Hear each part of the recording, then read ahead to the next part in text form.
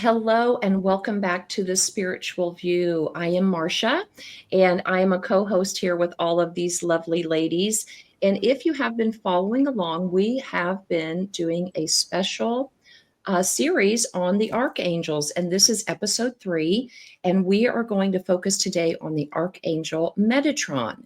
But before we do that, everybody just kind of get your butt in your seat and settle down. And I'm going to toss it over to Jen, and she's going to kind of help us get focused and call in our spiritual support team before we get going. All right. So we're going to take 3 deep breaths together and do the invocation call on the spirit team. So if you'll close your eyes and breathe in. That's 1. Breathe in.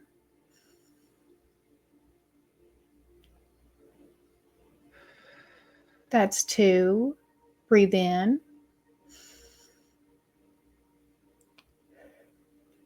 That's 3. I now call in my angels, archangels, ascended masters, our higher selves, and guardian angels to please enter this present space and time. I call upon Archangel Michael to place a bubble of protection around us. Only beings of the highest vibration of pure love and light may enter in. So be it. All right. So back to you, Marcia. Thank you. Thank you. So, starting off, I just want to preface this a little bit by saying I am no expert in any of the archangels, but I think we all have some interesting perspective to add to the conversation. So, I'm just going to kick it off, and then the ladies will chime in. We have some graphics that we'll share with you that kind of give you an overarching kind of bullet points as to who Metatron was and is, and some of his important attributes. So I think commonly a lot of people believe, or just through how they, in their upbringing, think that perhaps Archangel Michael or Gabriel is the highest of the archangels. But it's my understanding that that honor actually goes to Metatron. And I'll just share a personal story. I remember I was studying, going through the discernment process to enter the seminary, and had somehow befriended a devout Jewish family. And I was kind of living in two worlds at this time. And they were discussing with me that there were banned books from the Bible. And it really blew my mind. And one of the books they discussed was the book of Enoch. And I took a deep dive into the book of Enoch and went down some Jewish mysticism texts and into the Kabbalah. And that's where I discovered Metatron. And Metatron was, in fact, said to have been the prophet Enoch here on earth. And that is why he is called the heavenly scribe, or kind of the keeper. Well, let me back up. What Enoch did was he had traveled back and forth between heaven and earth. So Metatron actually facilitates the communications between the humans and the divine. And one of his main jobs is the heavenly scribe, or he is the keeper of the book of life, or the Akashic record. And I know Suri will talk about how she receives his energy when she's reading. But at that time in my life, I understood Metatron from the perspective of great transformation at the core of our being. And it related to his profound connection with sacred geometry. And I'm sure if you've heard of Metatron's cube, then you are familiar with his powers and the sacred geometry. And within that Metatron's cube are all of the patterns, mathematical proportions that really are inherent to not just life on Earth, but throughout the entire universe. Those patterns, those symbols, those structures, they just repeat in so many areas of our life. So, as I said, I really had a moment where I think for me, Metatron came to me at a time when, like I said, I was in deep discernment about joining the seminary, a seminary program, and clearly I was not on the right path at the time. Some things happened thereafter, but that was really a catalyst to me being open to, once again, so many other esoteric principles and texts. On the next slide that we have, well, I'll also say that although I did research a little bit before this, there is some conflicting information out on the internet as to angel numbers or colors or chakras and all of those that are associated with Metatron. And I think that is because he is a little more, I think, outside of the normal, what people hear with regard to archangels. Um, but on the next slide, he is associated with the 12 chakras of the fifth dimension. So here you can see that when your chakras are expanded, we have much more than seven. So I personally felt like when this was happening for me, this was a root chakra kind of revelation, but quickly it was,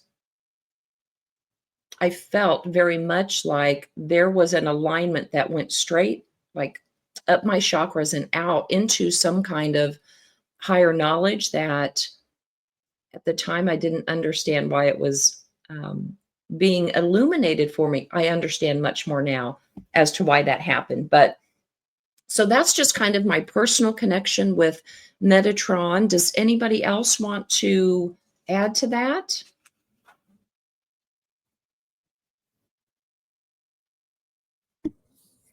I think that Metatron, when you look at the sacred geometry, also would include astrology, because that's where you have the trines and the oppositions and the squares.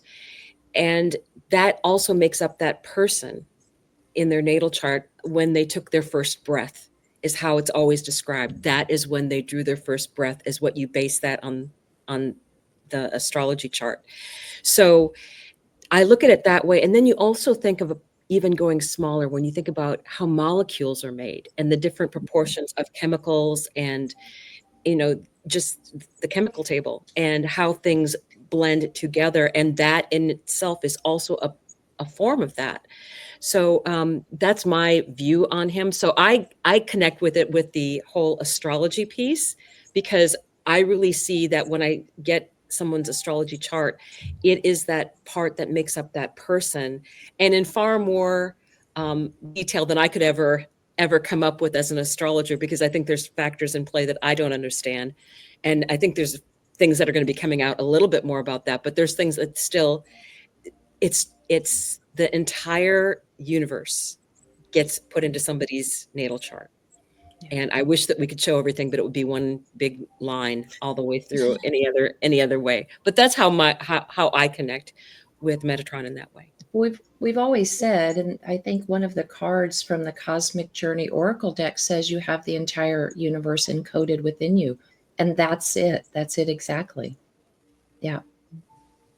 And I'll Anybody just else? Yeah, I'll just add to what Dawn said.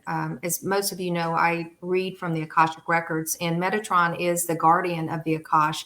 And I experience his energy. It's this very strong presence. It's equal to Archangel Michael, but I typically feel a color. So I see kind of a deep purple, sometimes going into blue, and connecting really through the soul star chakra all the way through the crown, because that's actually how I receive the data that comes through. And then I see it, experience, and then I can speak it. I oftentimes will feel his energy. I was telling you guys earlier that it's almost like the King of Swords in tarot. It's a very quiet, factual, just the facts, madam. And he guards the information that goes in, that goes out, but also who has access to the records themselves. And I feel oftentimes a lot of angelic presence around him as well. In particular, the seraphim energies, because I see blue also with the seraphim, very brilliant, bright blue. And so the energy is just quiet, factual, geometric. Oftentimes I see the Merkaba. I will see sometimes symbols that I don't understand when I'm in the Akash, but I will see them, and sometimes they're connected with ancient languages that they will tell me, whether it's Sanskrit, whether it's hieroglyphics, whether it's ancient Egyptian, whatever it might be, or actual cuneiform from the days of Babylon. When ancient language was at its formation in ancient Sumeria. I can't believe I just come out. Sorry, guys, I'm getting nerdy on you. But the energy of Metatron is equally as strong as Michael, and it's a beautiful energy, very strong, but very quiet, unassuming, very much like the King of Swords, but just kind of calls it what it is, facts and data. And is always there to protect the information of the records of the soul. And for me, it's very comforting because, I don't want people to access people's records without permission and without the right access granted.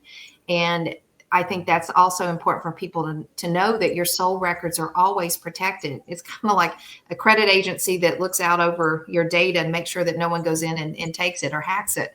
So that's the role that he plays. But it's a very benevolent, very quiet, unassuming kind of energy when you feel it. And it's quite lovely to experience. But I see deep purple and blue, but also connected really from the soul star chakra through the crown. So if you ever have some of those sensations or experiences, you're probably connecting with Metatron's energy, especially if you're seeing the Merkaba or any symbols in sacred geometry. You're probably connecting very directly with that energy. So don't be afraid of it. Just embrace it and let it show itself to you, because I didn't know what it was when I first saw it. I was like, what is this? And it was kind of unusual, and because I'm not used to seeing a lot of symbols, but now I can recognize a lot of the ancient symbols that are associated with Metatron and also the Akash. So that would be my experience, and it's quite lovely. And I think, Jen, you had a similar experience with his energy too.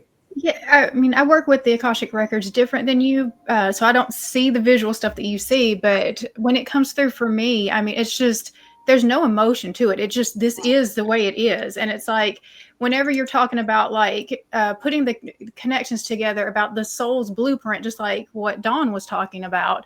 I mean, it's just fact, and so there's no need to have like fear, anxiety, or anything about it. It just is. And so I think that when I start talking about like the past life contracts, and I start kind of seeing how all of these pieces, like how this person is connected to you in this way, and like when I'm putting multiple lifetimes together, in the readings, that's where I feel it the most, because it's just like, again, there's not any need for any emotion about it. This just is. And then I have to pull myself back, and I'm like, okay, but there's a human on the other side of this that is receiving this information. And so like, I'm pulling the information from way up here and letting you see like the bird's eye view of this is what's happening on a soul level for you. But yet your human experience, this is what you're experiencing right now. And so it's like, I have to try to remember when that comes in to get back into the human mode too, so that like it communicates and integrates to them appropriately. Do you understand what I'm talking about with that, Suri? Like when that big level perspective, when you're trying to bring it out to the person in front of you, how do you do that without it overwhelming them? Well, and what Metatron would tell you, as well as the guides that actually give you the information. I get a lot of people that will ask certain questions, and sometimes they will say, your soul's not ready to know that. And they discern what they'll tell you. In fact, there's one relationship of someone who I call my twin flame. They still will not tell me who he is. They will not tell. And it's been 8 years. And so they will tell you when your soul is ready. So they do the discernment process, because sometimes it's too much and we might not be able to process it on a human level. And so they kind of meet the soul where the soul and the human aspect are. And it comes through us and to them in the format and of the way that they can receive it without getting sick or throwing up or saying this is kind of crazy. So not everyone's ready to hear some of the information that their soul's trying to tell them. You have to sometimes deliver it in what I call bite-sized pieces, so that they can assimilate it and understand it, because sometimes it'll just blow your mind and your circuits if you're not ready for it. And so they try to be very mindful of that. as they describe how you might be related to certain people in this current lifetime or past lifetimes. But also, how do you clear sometimes those energies and traumas that have been repeating themselves many, many lifetimes? And we're finding right now that a lot of people are experiencing some crazy emotions because everything's coming into the present timeline in soul contracts to be cleared and to let go of this old ancestral energy that we don't need to hold on to. So many of you, if you're listening to this and you're experiencing some crazy stuff right now, or people around you, your family, any kind of close relationships where you have soul contracts, they are really shifting and changing, and the energy along with that. And so we have to release it. But letting go of some of these old relationships and energies can be very tough, because you might have been with this person for many lifetimes, and maybe this is the final letting go. And so just expect that that might happen. But the Akash will deliver what's up here in a meaningful way to you so that you don't get overwhelmed or you shut down as a human. Does that make sense? Yeah. Would you say that Metatron's energy is also connected to your ancestral gifts or your ancestral knowledge, where, you know, you feel like you just have a knowing? Yeah, you're a medium. You know who you're connected to Hecate. You're part of the veil. I know, but I'm just saying, because I've never really thought about whose energy it was, but that sounds like that's how it relates to me, is that just kind of that knowing. That sounds very like this Metatron energy for me. So I was just wondering if you would agree. I would totally agree. Yeah. And again, part of it's just many of you listening to this, you've probably experienced a connection. You just didn't know what it was, or you couldn't describe it because you just had no context for it. And until someone described it to me when I went through my Akashic Records training, I didn't have the context either. And I was like, oh, that's why I keep seeing Merkabas. Oh, that's why I can understand ancient, a script in different languages. Oh, that's why I see this color. Oh, okay. And so it's like people can help you. And we're doing this so that if you are out there having some of these experiences, you can go, oh, now I get it. Right. And Dawn, what were you going to say? Well, and I know someone told me too that if you're dreaming and you have like a very bright, intense light, I think is also something that will connect with him. But I also want to say to anybody, and I know both you and Jen connect with the Akash, and I know several other people that I have talked to that have connected with the Akash, and there are rules. It's not like anybody can just go in and check your records. There are rules. There are very strict rules, and who has access. And you have to ask permission. You have to get, even for your own records, it's like, is it okay if we go look? And then it's like, okay, how much is the soul ready for? So even then, it's the information that is given to you. I wanted to stress that it's not like anybody can go in and just kind of like page through the stuff. That Metatron, that's part of what he's doing with the sacred geometry, is this is the time for this person to know this much information and no more. Because sometimes it's about the not knowing and moving forward. So I think, to me, that's how it kind of falls in with him, is that there are definitely the rules, following the rules. And it reminds me of Gandalf, you shall not pass. Yeah, I've got a story from the weekend that kind of connects with that. So I was doing a reading for somebody, and I don't usually let people see me do the invocation for the Akashic Records, but I let them see it.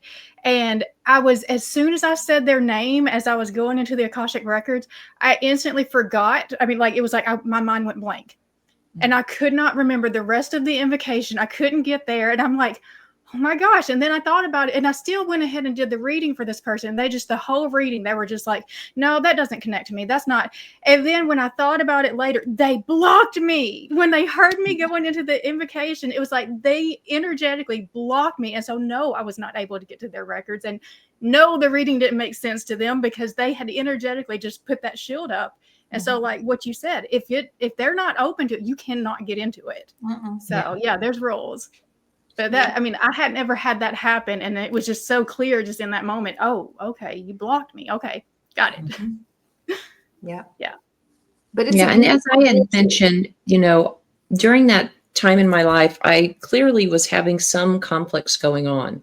You can't be doing a program of discernment for seminary and hanging out every Friday doing prayers with a Jewish family and going to Sabbath, but I was just very curious. And one thing that I kept seeing this spiral, like the spiral of life that we see. And I had no idea what it meant. I just really didn't understand it until like I said, it's so profound. Even now, I can almost remember that discussion verbatim, and like how I sat back in my seat at that time. I did not have a good understanding that certain texts were kept out of the Bible. And when I heard that, my little saggy self said, no, that what is that? There's got to be higher knowledge that somebody's keeping from me that I need to know about. So that was on a Friday night. I was supposed to get up the next morning at 7 a.m. and drive an hour to basically spend the weekend before I committed to the seminary program. And as I was headed there, there was this cloverleaf exit, and I got on the wrong one. So next thing I know, I'm doing 4 of them because you got to do all 4 before you can get back around. And I thought, oh my God, this spinning. And it had been a little like icy, not ice, but there was just enough of a sheen that on that last one, I went right off that overpass and spun out, and I had to get towed, and I didn't make it that weekend. And I did not pursue the seminary program. It was just very like that was a sign. I just knew like, no, this is not the path I'm supposed to be on. But that was kind of the awakening. And I'll never forget like sitting there going after the fact, I was just giggling to myself like the name Metatron. I'm like, that sounds like a video game. This sounds so Yes. just, and Enoch, I'm like, what on earth? Why? So anyway, it was a true transformation that took place, but he'd been working on me for a while. Whatever this spiral was, it obviously was connected to his geometry, but I had no frame of reference at that time. So Yeah. anyway. That makes sense. All right. Well, have we covered everything we want to cover? Okay. Thank you once again. I hope you guys will come back and join us for episode 4 that will be out next week. Until then, take care. Bye-bye.